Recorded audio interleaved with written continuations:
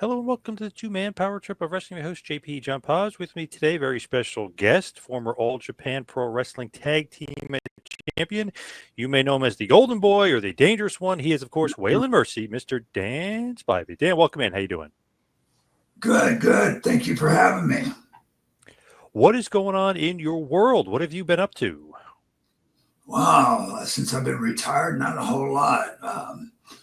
I've been playing a lot of golf, taking care of myself, and just sitting back, taking it easy. And I'm in the process of writing a book about my life and about recovery. Nice. How's that going? How's the book going? It's going good. Hopefully, it'll be out by Christmas. That's what we're hoping for. But yeah, it's coming along good, really is, and looking forward to getting it out there and seeing about helping some people get off drugs and alcohol. What's that experience like writing the book, putting that together? What's that now? What's the experience like putting this together and writing the book and kind of going through old memories and stuff? Oh, wow. There's quite a bit that has to go into it. Main thing is getting me to remember stuff that I couldn't remember back then. But uh, it's been interesting. It really has, and rehashing things that happened long ago is pretty depressing at times. There weren't very many good times involved during that time, but there were some. But and just rehashing the ghosts that are out there.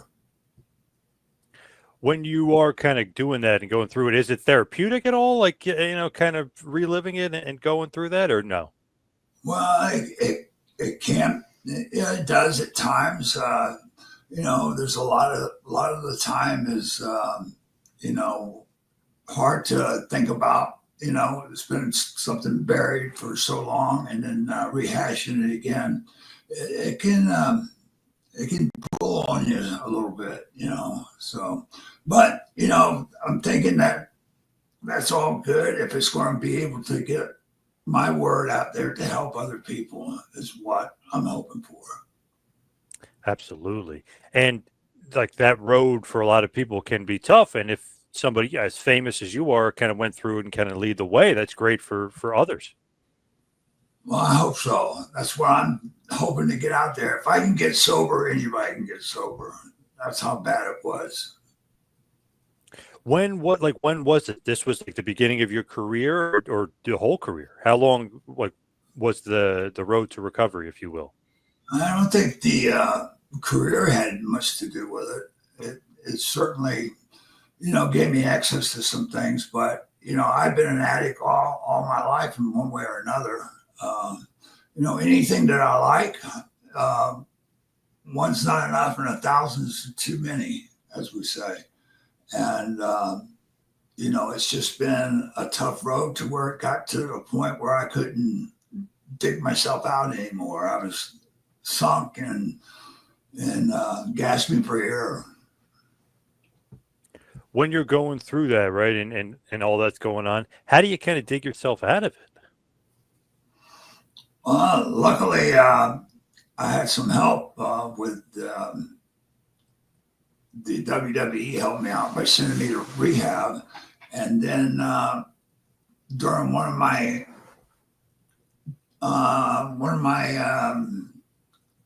times of being in trouble, I was able to have what we call a spiritual awakening. I had a vision to change my life and to help others. So that's what Wow, I've been doing. nice. With that, WWE actually will pay for it. They actually cover the rehab. Yeah, for me they covered me about four times, which is unheard of. I don't know another corporation in the world that pays for guys to go to rehab. They If you ever signed a contract with the way I understand it with the WWE, you might have only just signed it and did one match that'll cover you. And there's been several guys they covered several times. There's been a few of us.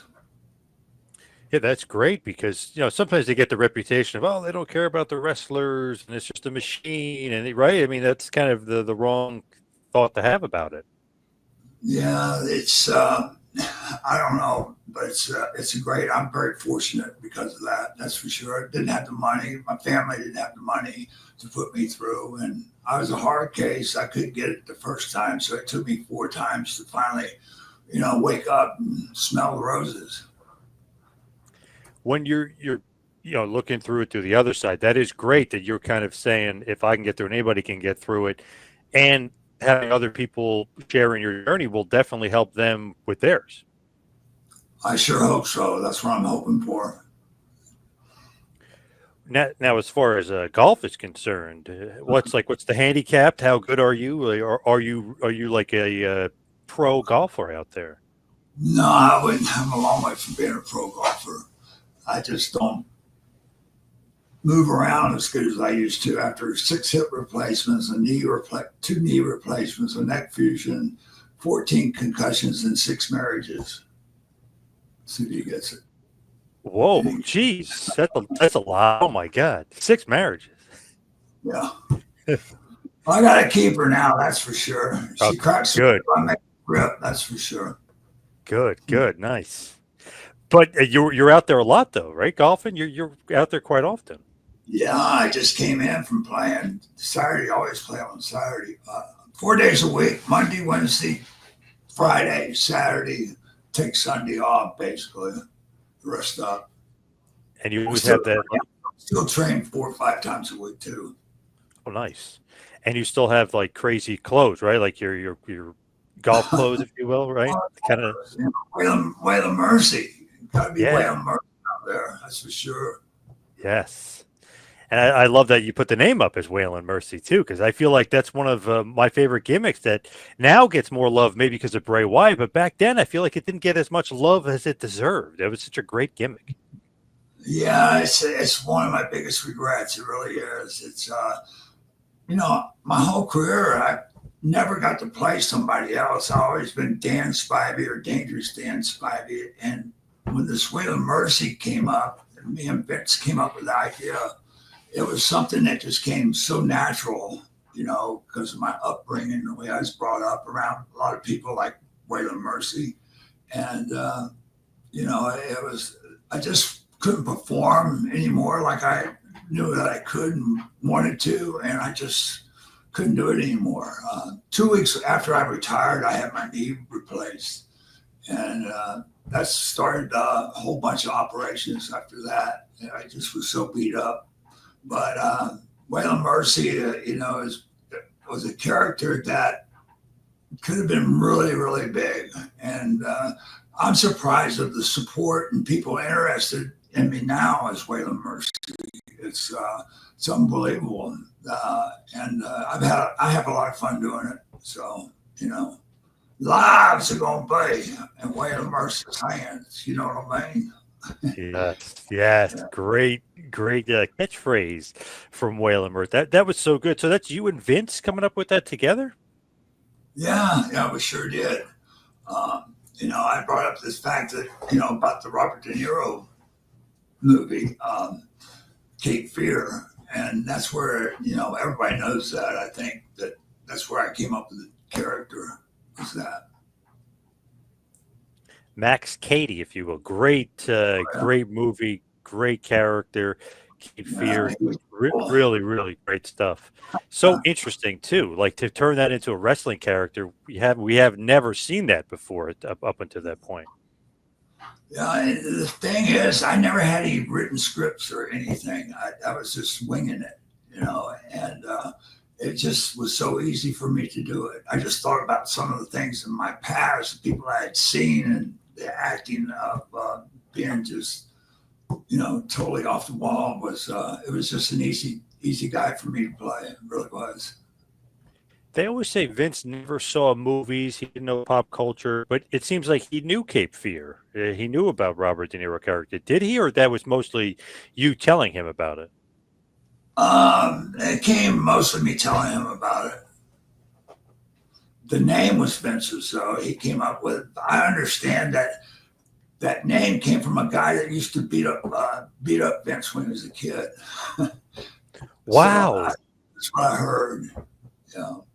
I never got to confirm that, but that's what I was told from somebody. I can't remember who it was. Wow. So Vince is thinking, possibly that he's going to have this guy that he remembers that he obviously doesn't like. And he's just thinking, like, when he was a kid, this guy used to beat me up. He'd be the perfect guy to be this bully that basically was the guy that's beating me up when I was a kid. No, Vince comes up with some weird stuff. Yeah, sometimes not good, but this in this case, very good. He's had some misses out there. Yes, it was good for me. Just wished I could have finished it. What was the conversation like? Hey, we're bringing you back in. What do you have as far as ideas? And then you like collaborate on the idea. Is that how it goes down? Well, the whole reason of me coming back in was I was working in Japan, and I'm real good friends with Jerry Briscoe, and I guess they're looking for some older leadership in the locker room, and we talked about that coming up. It was, I wasn't making any money back then either. It was hard times. WCW was kicking his butt, and it was just what happened. I went on I had a tour in Canada, and each town we went to that 1 week, they got snowed out. There wasn't any people at the shows that we did have, and it was just tough making any money and dealing with the cold weather. Me being from Florida, it was just tough, and I was hurting, and I just called. I retired. I'm not doing it anymore. I love, though, as far as WWF at this point, it's kind of like crazy characters, but corny characters. They used a lot of them. They got like a plumber, and they got a guy called the Goon, and they got Abe Knuckleball Schwartz. Like, you're a character, but like the antithesis of all those guys, because they were so corny and so over the top. Yours was like, this could be a real person, and this is like scaring the hell out of me kind of character. Well, something that I learned, I don't know where I learned this from, but most of the guys come out yelling and screaming. I used to be a yeller and yelling and screaming type guy too, with the crazy eye. But just the calmness of talking, people don't want to listen when you get yelled at, and I just talk real slow, the Southern drawl, and just never raise my voice. And that scares people for some reason. I don't know, but it seemed like it did, and it worked for me. So, yeah, the yelling and screaming just gets too much. That's why I always thought Jake the Snake Roberts was more scary than the other guys that would yell, because he just talked very low and slow and right to the, you know what I mean? He was very relaxed. So, and you were like that same way. So it's kind of scary. It's like, wow, this guy is not yelling and screaming like typical wrestler stuff here. Funny that you brought that up, because that's where I got that from. Was from Jake. Wow. He always was like, trust me. And you're like, wait a second, I don't trust this guy for a second. But he said it so low and slow. Like, it actually was scary to a point. He was very good at that. That's why I stole it. Yeah. You got to borrow it, right? As the wrestlers say, they borrow it. So with you coming back there and doing it, who puts the attire? Like, are you just literally kind of trying to look like De Niro, or are you coming up with some of the attire yourself as far as your gimmick gear? Vince had people doing that for me. He tells them what they want, what he wants, and they do it. So they did everything for me. As far as that, they even found a place where, I could put on these washable tattoos on you, and that was a pain in the ass doing that. So he wanted you to have that tattoos, and you're like, all right, I guess I have to, and then character, I guess, it I don't know. It was people loved the dagger between my eyes. That's the one they liked. Yeah. Creepy. Very, very creepy. Yeah. And so when you're doing it though, I'm kind of like surprised that you said that no like promos as far as being written down for you? Because doesn't that seem like, or didn't that used to be like the Vince way for a while? Like he wants it the way he wants it. So he just told you kind of maybe bullet points and you go off and you shoot from the hip. I don't know what he did for other guys, but for myself, he never told me anything about my promos other than he liked them. It was, when something gets over because the boys will just say it over and over and drive you crazy. Everybody's going every time they run by me in the dressing room, you know what I mean? You know what I mean? And they just drive you nuts saying it all. So it's good if they're going to harass you about it. So that's a good thing. Yes. And I love that they're kind of saying, well, this guy is, doing great promos. Let's just let him do what he does. You know what I mean? Instead of trying to monopolize it and take over it. If it was bad, he would tell me, believe me, he would. He never did tell me anything other than I love it, so. Was there a difference between Vince at this period and when you were there during like the Hogan era period, when you were there the time before? Was there a different Vince here? I couldn't tell any difference from him. I was in when Waylon Mercy came into the wrestling for him again. I was on a different level. It was more one-to-one, whereas before everything went through Pat Patterson or whoever was the booker was at the time. And this one, if I had a problem, I just went to Vince, which there wasn't any problem. So Waylon Mercy, obviously such a memorable character. The feel of the character, that's just all you, basically? Like that's not really Vince, that's kind of your creation of what you think the character should be? I don't think Vince just gave me an opportunity, Other than that, the rest of it's mine. He just gave me an opportunity to perform. And I always appreciate that from him.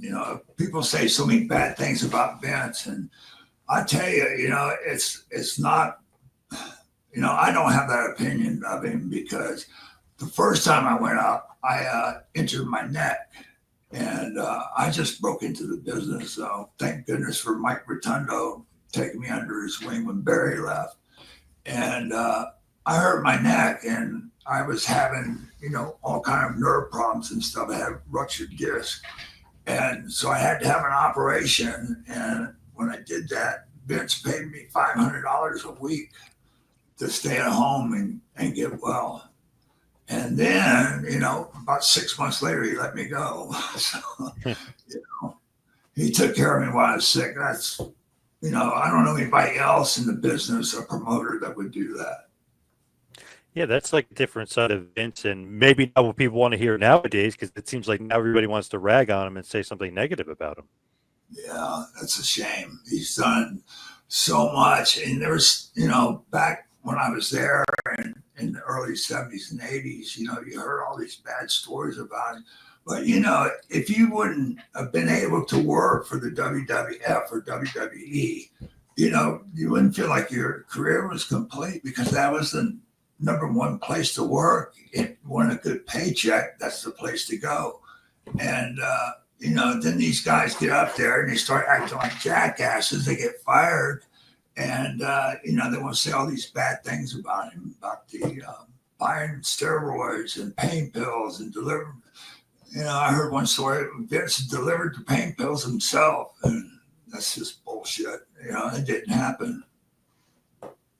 That was all George Sahorian, right? I mean, I think you were involved in that part of it with kind of revealing it wasn't Vince, it was the doctor.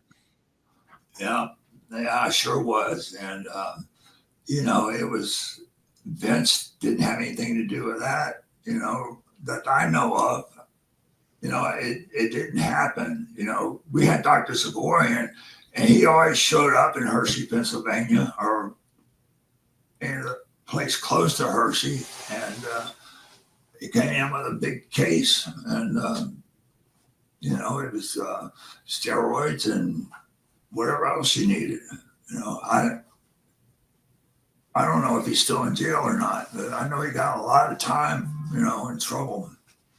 So anyway, but Vince didn't have anything to do with that. Yeah, it just feels like I think people want to make him into a worse kind of character than he was, and not maybe not give him the credit he deserves for what he kind of did for the business, which has obviously made it $1 billion company. Yeah, he, it was. I don't know what it's just crazy. If you're successful, everybody wants to shot at you, I guess. 100%. With go back to Waylon Mercy, why you said kind of regret it? Why was it cut short? Like what happened? Was there more injuries involved, or what happened with the end of Waylon Mercy? Well, I was just so beat up. I wasn't able to perform like I wanted to and knew I could. And I just didn't want to go out there and put a product out there that wasn't doing what needed to be done with the character. Uh, I wasn't making any money and it just was time to hang it up. I was addicted to painkillers and I just needed some help. And that's the biggest thing was being hurt and needing help with my drugs. And it seemed like there was so much meat left on the bone for Waylon Mercy. Like you said, people still talk about it to this day. I feel like because there was no real conclusion to it, or there was more to do for the character, that people kind of kept it fresh on their minds forever. Gosh, yes. I mean, that could have gone really, really a long way. And it's a big regret. I wish I'd hung in there longer because Waylon Mercy could have been something very special and is special. I still get recognized all the time and people appreciate it, when I kid around with them about Waylon and it's something that got left undone. It really was. I wish they would have done something more with me and Bray Wyatt. And I don't know why they didn't do that. It would have fit in so well, and I was hoping that would happen, but it didn't. Yeah, was that something that he was pushing for, as in Bray Wyatt? Was he pushing for that for you to come in? I don't know, but I'm the one to talk to him. He came to me, and this shows what kind of kid he was. He came to me and he asked me if it was all right if he did that, and I told him sure. And so I talked to him and gave him some ideas, and the guy did a great job. He really did. He really put together a great character, and it makes me feel good that he got the idea from me and asking me if it was okay. I told him, of course it is. Good luck. So cool gimmick, but really, when you look at it, definitely an homage. Still, I mean, he was even wearing some of your shirts, or it looked like some of your shirts. You know what I mean? It looked like he was wearing your old gear at one point. Well, yeah, it was close. It was some good stuff. I liked his outfits. They were good. I love the fact that he's asking you. You know what I mean? Like some guys just steal stuff or take stuff or whatever. It was so similar to what you did. So I love that he's kind of old school in that sense, where he's asking you if you could use it and borrow it. Well, that comes from his mom and dad, Mike, Steph Rotunda, and plus, Barry and Blackjack. I mean, he comes from a fine stock right there. So yeah, it was pretty impressive, and you don't mind helping a kid like that. He did a good job. He didn't need much of my help. He got the ball and ran with it. I feel like that also helped the Waylon Mercy character because people were like, "Where's he getting this from?" And they're kind of like trying to, people online, of course, they love to dig deep now and look into things. They're like, and maybe they didn't watch WWF back then, or maybe they were too young, maybe they weren't even born yet. But they're like, where did he get this character from? Where's so then it only helps further Waylon Mercy and like the allure and the aura of Waylon Mercy. It's like, oh my God, that's where he got the gimmick from. This cool character that didn't last as long as he should have lasted. So it's kind of cool that he kind of continued it on. Yeah, it made me feel good when people, put them two and two together. It's, it was something that people really liked and wanted more. There was a rumor online that he was I don't know how true it is, but that he wanted to bring you in for something. So I don't know if that just never came to you or that never got that far, but he did apparently want to have you in there doing something. I don't really know. We talked about it, but nothing was ever really said. He had these different characters, and one of the characters in the funhouse was a bird, Mercy and the Buzzard. Yes. Yep. and that was his little dig at me on that Buzzard. Now, did you ever do a voice, or did they ever take your voice and use it? Because that's another rumor online that they were using your voice for Mercy the Buzzard. No, that didn't happen. No. So it must be him pretending to be you doing the voice. That's probably what it really is, because it's him, but like in a different voice doing Mercy, and the Buzzard comes out and it does a little funhouse thing. I don't know. I never asked him about it. Didn't hear about it. This is the first I heard about it. Wow, definitely an homage to you, or maybe even like you said, maybe he's like maybe kind of making a little joke, but yeah, it was called Mercy the Buzzard. Yeah. Kind of cool though, right? I mean, it's like a little bit of a hat tip, to Waylon Mercy. Wow. That would have been even cooler if they got you to voice it. That would have been even cooler. Yeah. It's a shame we never find out, but Yeah, man. But I do love I love the fact that it is like an homage to you, but he actually asked you if he could use it. So that, to me, that makes it even cooler. Yeah, it certainly does. And it's just his dad helped me so much early in my career. I was just really happy to help his son, with that character. When you become a tag team partner with Rotundo at that point, were you supposed to be doing something else in WWF? Because obviously Barry leaves, you kind of become the U.S. Express or the American Express, if you will, with Rotundo. Were you supposed to be doing something else at that period in time, at that point? No, I was just looking for a place to work. I just was pretty new in the business. And luckily for me, Barry left, and Ricky Steamboat had got me a job working for the WWE back then, and I just being 6'6", blonde hair, and they just brought me in to take Barry's spot, and that just worked out good for quite a while doing the American Express. How did Steamboat get you in?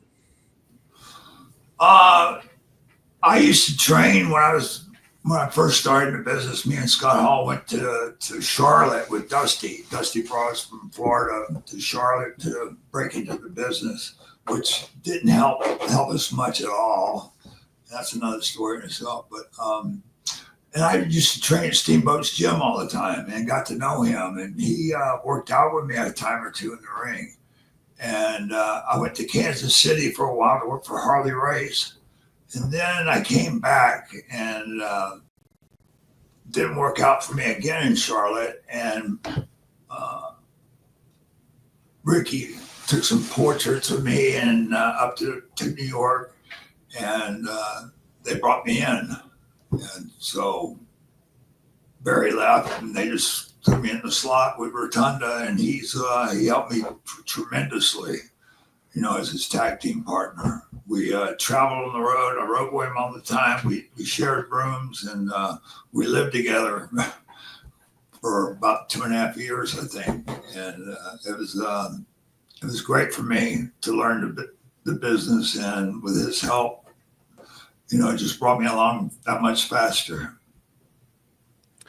Then you become the Golden Boy, right? Like when you kind of splinter off by yourself, you were basically going to be the Golden Boy, Dan Spivey. Yeah, they had to do something with me. Since I was 6'6", blonde hair, which if I had it to do all over again, I would have never been there with blonde hair and wearing anything to do with yellow, because, it just, they had one guy over there that looked like that. And I don't know what I was thinking, So that was a big mistake. Should have come back with Waylon Mercy, but I had to come 10, 15 years later. Right. With that, though, obviously, Golden Boy, is it kind of basically saying you're like next in line to be the next Hulk Hogan, like you're the Golden Boy, or is that not even like on the right path?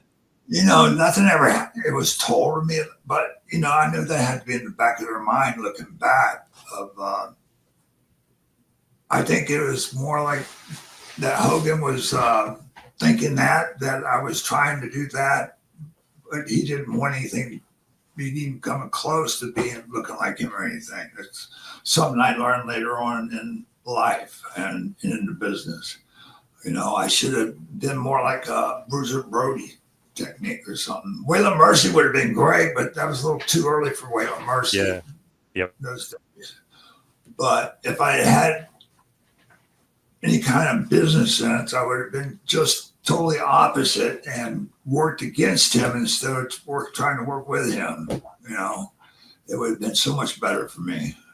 And coming there as the heel and working with the top guys would have been good for me. But I didn't think of it. Nobody told me about it. And you seem like you could have been a prototypical like Hogan opponent, being like a big guy, and you know what I mean. Like he seemed to make a lot of money against big guys at that point during that era. Yeah, he made a lot of those guys rich. I just, of course, you think about things when it's all over and said and done with, but that was just a thought. What did you think about the Hulkster? Did you get along with him, or because of the Golden Boy stuff, not so much? Well, we've always gotten along. I knew him. We knew each other before wrestling. He used to play in a rock and roll band, and I used to be the bouncer at some of the clubs he played in. So we knew each other for a while. I remember that old Roddy Piper joke that he was playing at Tootsie's Bar and Grill, he used to say. I don't know if that's an actual real place, though. I don't know if you were a bouncer at Tootsie's, or is that just a made-up Piper line? No, that's the first I heard of that. That's pretty good, though. So that era, obviously, Hogan's killing it. Vince, WWF is taking over the world. But there's a great story, and it kind of came to light really with Dark Side of the Ring, but it was always like an internet thing. It was always in shoot interviews and stuff. You were one of the toughest guys in the locker room. Is that a fact? Is that true? You were like a guy not to be messed with. Well, that's what they say. I'm nice, gentle, easygoing Dan. I don't know whether they got that vicious rumor going around. I don't know. Well, I guess it is true with the Adrian Adonis, right? I mean, that fight you did, you did knock him out, I guess, so to speak. You did kind of take him clean out, right? Or is that a little bit exaggerated? No, that's the stories you hear about that are pretty true. Yeah. How did it go down? What happened with Adrian? He was just, mouthing off, or like, what was he trying to do? What was he trying to accomplish? Adrian was a bully. He had a reputation of being a tough guy, and I guess from what I hear, he was. I mean, in the Funk's territory up in Texas, he used to challenge people if they could stay in the ring with him for 5 minutes. He gave him $1,000 or something, and he beat up a lot of guys doing that. So he had a reputation of being a tough guy, and he was getting ready to work with Hogan doing the Beautiful Adonis or whatever his gimmick was. And so they were feeding him underneath guys, and he was being really stiff with everybody and cussing them out in the ring and just being, beating them up.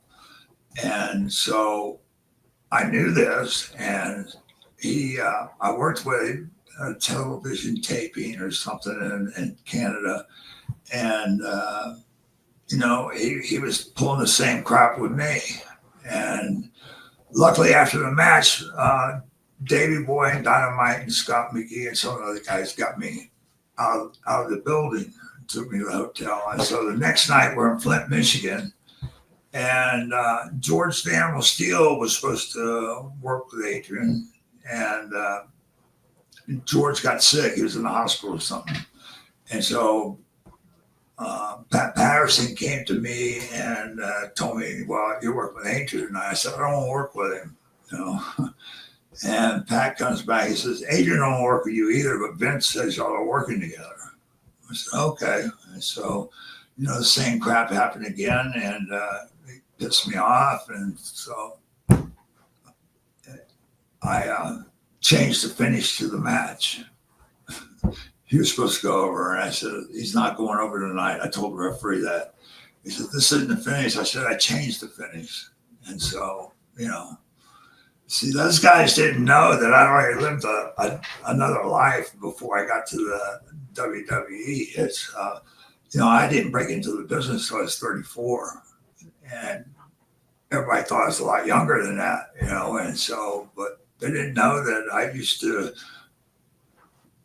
be in a pretty rough crowd in Florida. And I'm sure it took everybody by surprise, but they learned real quick, I didn't play that, kind of games and stuff, so never had any problems other than that. Maybe in Japan I did, but they soon learned, Absolutely. So Adrian attacked you backstage after you changed the finish, or what happened? Oh, well, he was knocked out in the ring. I told the referee that I changed the finish, and I said, just to DQ me. So he came into the locker room and he tried to leg dive me. And when he did, I would hit him, and each time I hit him, I split him open. And, he was pretty bloodied up, but, not much more. I think it was Bret Hart that was talking about it, saying like Adonis was super tough. He used to beat up all the other guys. He goes, but then you meet the guy that can kick your ass, and like that changes the complexion of everything. It's like you could beat certain guys, but you don't pick on like Dan Spivey. I think he's basically was like the moral of the story. He's like, you could beat up this guy, but let's leave Dan Spivey alone. Like that, he's basically kind of intimating you were one of the tough guys. That's one guy you're probably not going to win against, basically. Yeah. You agree with that statement, though. You agree with Brett. That's probably accurate. Yeah, I would say that's pretty accurate. After that, does Vince fire Adonis, or does he get mad at you? Like, what happens with you guys and Vince? So the next day, I was told you need to call Vince, and so I called Vince, and he says, "I can't have you beating up my talent." I said, "Vince, he wasn't very talented." He kind of laughed, but then he said, "Dan, I'm serious. If you do that again, I might let you go." I said, "Okay," but he wasn't very talented, Vince. So that's all was said. Did you stay much longer after that? No, not really. So no, about a month later, I was let go. I gotcha. That was when you got injured, and then he was paying you, and then. Oh no, this is long after it. This is before, Oh, okay. So Vince obviously was not happy with either one of you guys, right? That was going on. Oh, I don't know what he said to Adrian. I don't know. Adrian had to take like 2 weeks off. Man, crazy. Just crazy to think of all the stuff, because now there's cell phones and social media, but crazy the stuff we don't know about that happened, right? Back then, I mean, whew. And you guys were on the road way more. Back then, that would have been terrible having cell phones back then. I don't know, that would have been bad. Yeah, I feel like a lot of guys would be arrested like pretty quickly with all the stuff you guys got going on. Or divorce would have came earlier. When you look at it too, the schedule was crazy, right? How many days are you on the road at that point, especially with Vince? Oh man, several times 90 days of being on the road. The hardest thing about being on the road is keeping clean clothes. It's hard keeping the laundry done. Yeah, you don't even think about that, but that's true. Like, because if you're on the road 300 days a year, how the heck do you get laundry done? And then you're traveling, and then you got to get your car, and then you got to get to the airport. And then you're only home maybe a day. So yeah, it's crazy. And then on Saturday and Sunday doing double shots. Yeah, true. It's just crazy. And nowadays, with wrestling nowadays, they've kind of gotten rid of house shows for the most part. So they're really not traveling even close to as much as you guys were. No, they nowhere near it. They have it easy compared to what we did.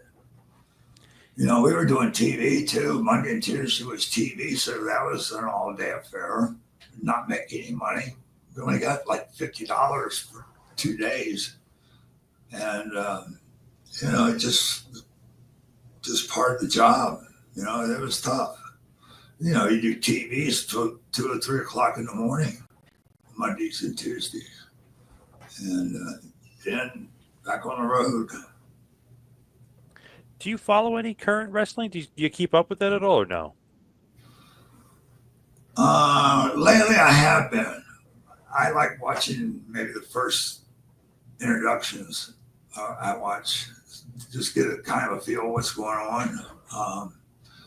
Some of it is I wouldn't be able to work probably if they if I had to work the way they're working now, because you have to be a gymnast almost to be able to work there now. I mean, all the flips and flops and all that, it's just crazy. And, big guys can't do that kind of stuff. They have a couple of big guys up there that I could have a good match with. Drew McIntyre and what's the other guy? Sheamus. Sheamus is another big guy that works stiff, and but Kevin Owens.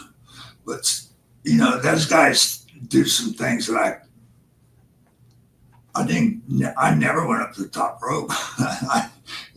My Right. boots went that high. I just can't get up that high.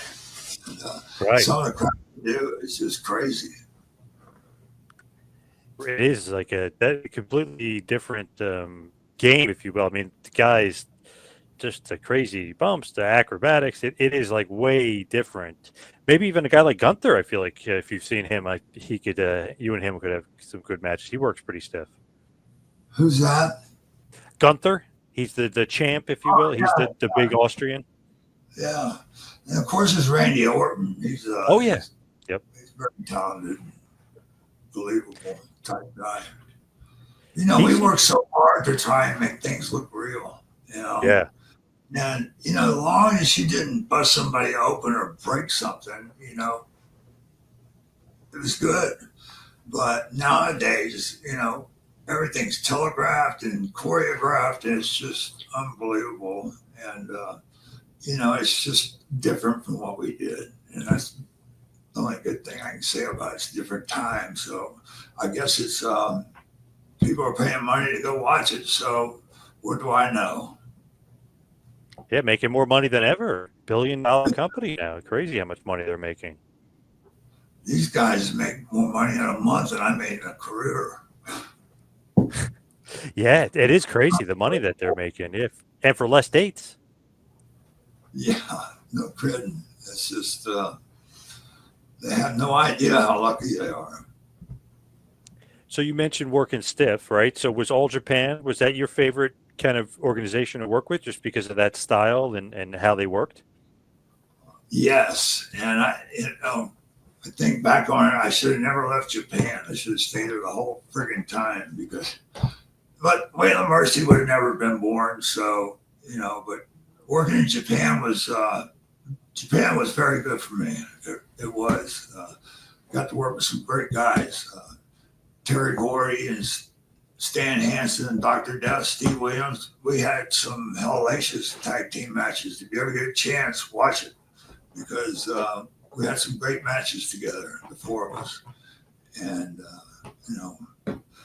Terry and Doc left us way too soon. They were hell of a workers, and I had Stan as a partner. And, it was good. Man, All Japan in the 90s, the best. I mean, just unbelievable matches.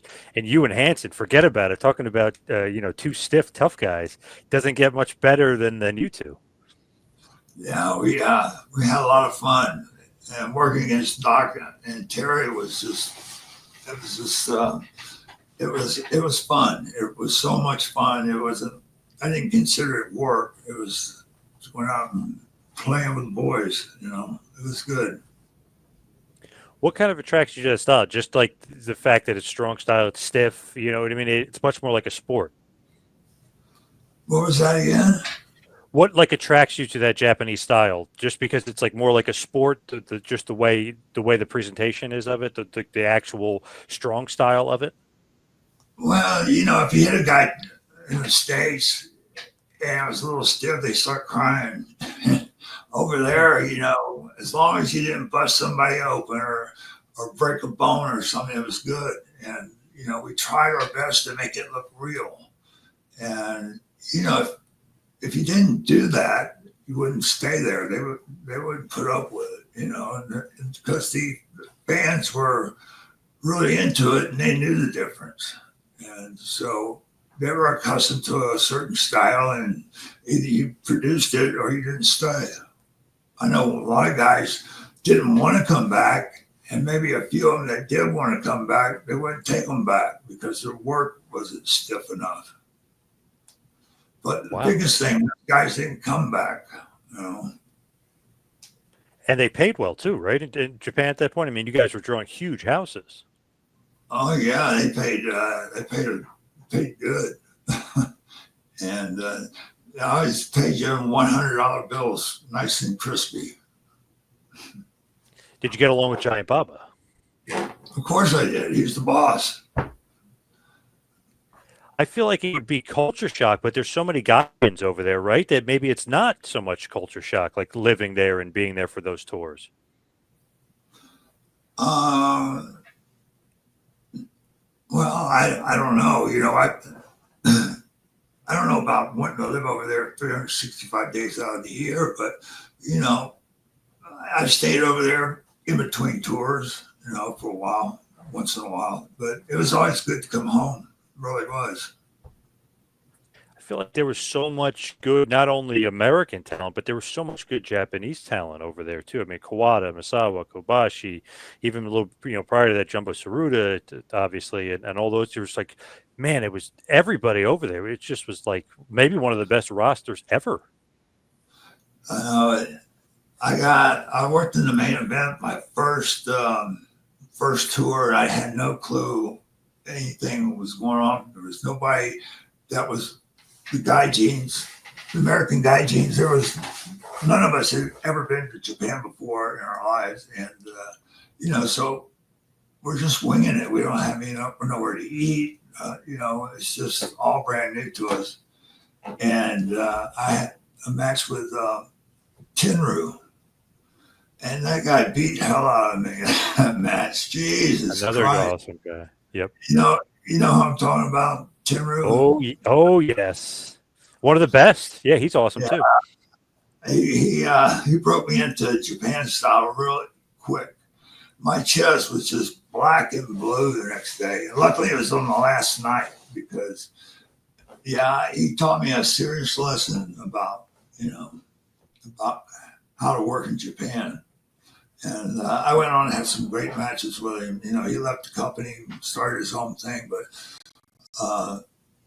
it was a pleasure working with him. It really was. You didn't mention Johnny Ace at all. Is he not high on the list as far as guys you work with in Japan? Are you kidding me?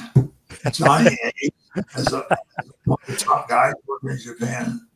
That's because he had his nose so far stuck up Mrs. Baba's ass. The guy didn't know you get on the bus, and everybody called Stooge, and it didn't bother him, because it was true. He was Right. He was. It does what he did best: is suck up to Mrs. Baba. So, no, as far as one of the top talent, no way. Don't get me started on. Go there. Come on, Johnny Ace. There was a time when he came over as my partner when I was just getting started over there. I brought him over as my partner, and we're having a tag team match against one of the top teams over there. And Johnny is green, but he's been there a week or two. And as soon as I tag him in, he'd tag me back in, and he'd do like one thing and then tag me back in. And, so I told him, I said, you're going to have to stay in the ring a little longer than that. And so he kept doing it. So after one of our matches, the referee, Joe, came and got, and he says, y'all need to go downstairs. Papa wants to talk to you. So we go downstairs, and Bob was speaking in Japanese to Joe, and he's bitching about, and rightfully so, complaining about Johnny's tagging me in all the time. He's not staying in the ring working.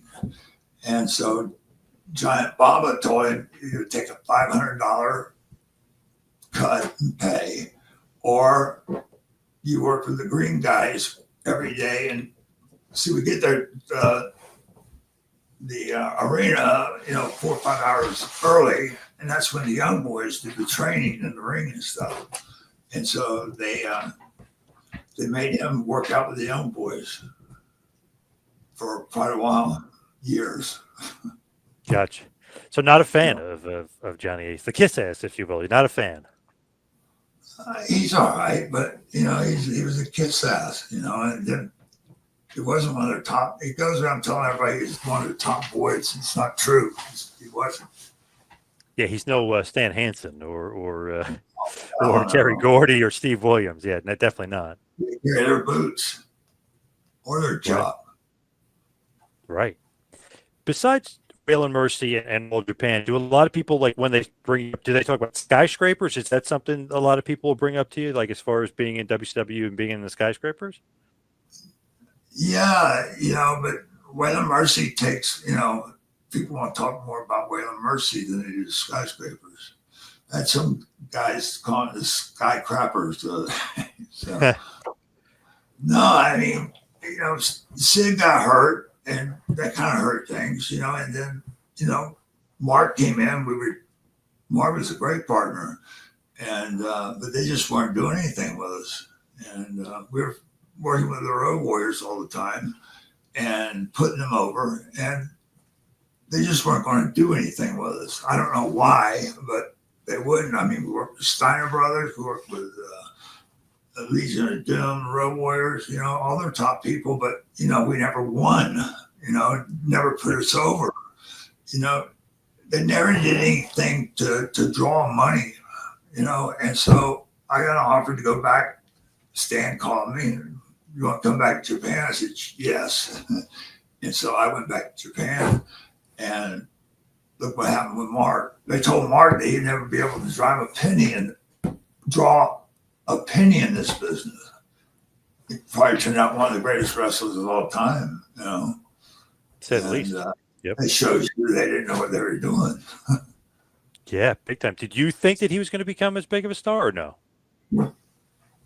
Not as big as he became, but yes, I knew he would be a good hand for sure. He was a great guy, he was real quiet. And, the guy, I thought he was green, but come to find out after years and years, he had more experience than I did.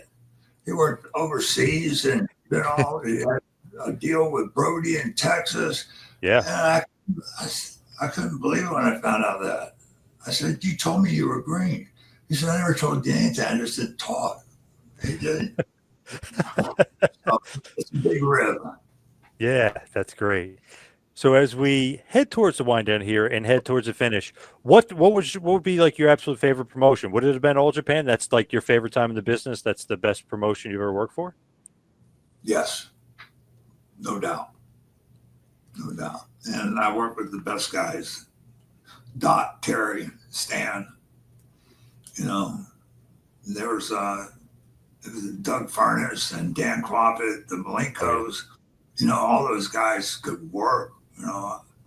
I just mentioned the guys that I mainly work, but the Malenkos, Dean and Jody, and the Rock and Roll Express came over a couple of times, and they, those little guys took some beatings, but they kept coming back, and it was just a lot of talent, and everybody got along too. You know, it was you had any differences, you settled in the ring usually, but there wasn't much of that going on. Very respectful, and we watched after each other, and it was just it was a clique.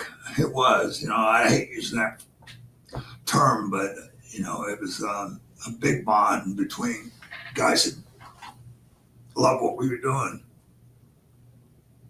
So what would you say if somebody said Dan Spivey, Waylon Mercy, like the legacy of your career? If somebody wants to like wrap it up and you know, say something about you, what do you think is the legacy of Dan Spivey, aka Waylon Mercy?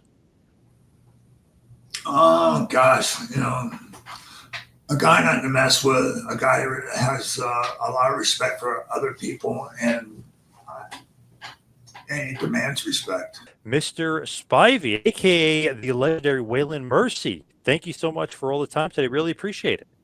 Thank you, John.